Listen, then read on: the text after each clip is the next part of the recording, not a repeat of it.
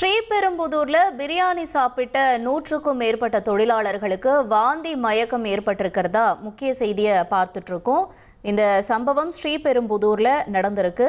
கூடுதல் தகவல்களோட செய்தியாளர் பத்மநாபன் இணைஞ்சிருக்காரு. என்ன நடந்ததுன்னு கேட்கலாம். பத்மநாபன், வணக்கம். என்ன நடந்துச்சு? இந்த பிரியாணி எங்கிருந்து ஊழியர்களுக்கு வழங்கப்பட்டது? என்ன சொல்றாங்க மருத்துவ அறிக்கையின்படி? காஞ்சிபுரம் மாவட்டம் ஸ்ரீபெரும்புதூர் அருகே பிள்ளைப்பாக்கம் சிப்காட் வளாகத்தில் கார்களுக்கு கேபிள் தயாரிக்கும் டிஎஸ் என்ற தனியார் நிறுவனம் இயங்கி வருகிறது. இந்த தொழிற்சாலையில் ஷிப்ட் அடிப்படையில் 300க்கும் மேற்பட்ட தொழிலாளர்கள் பணிபுரிந்து வருகின்றனர். வழக்கம் போல் தொழிலாளர்கள் இன்றைய தினம் தங்களது பணியில் ஈடுபட்டு வந்திருந்தனர்.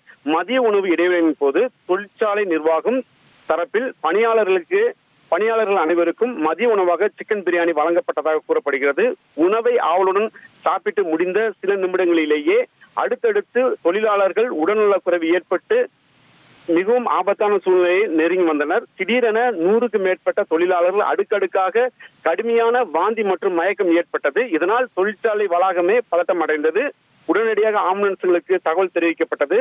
விரைந்து வந்த ஆம்புலன்ஸ் வாகனங்கள் மூலம் பாதிக்கப்பட்ட 100க்கும் மேற்பட்ட தொழிலாளர்களும் அருகில் இருந்த தனியார் மருத்துவமனையில் அவசர சிகிச்சை பிரிவில் அனுமதிக்கப்பட்டனர்.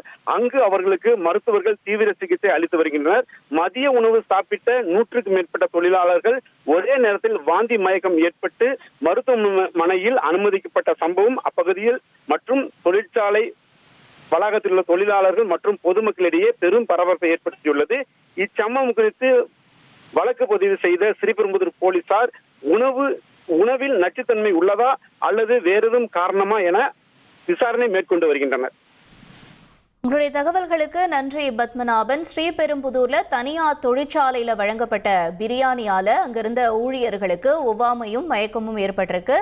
தற்பொழுது மருத்துவமனையில அனுமதிக்கப்பட்டு சிகிச்சையில இருக்கிறதா எமது செய்தியாளர் பத்மநாபன் விவரங்களை வழங்கிட நாம கேட்டோம். இனி செல்லும் இடமெல்லாம் செய்தி.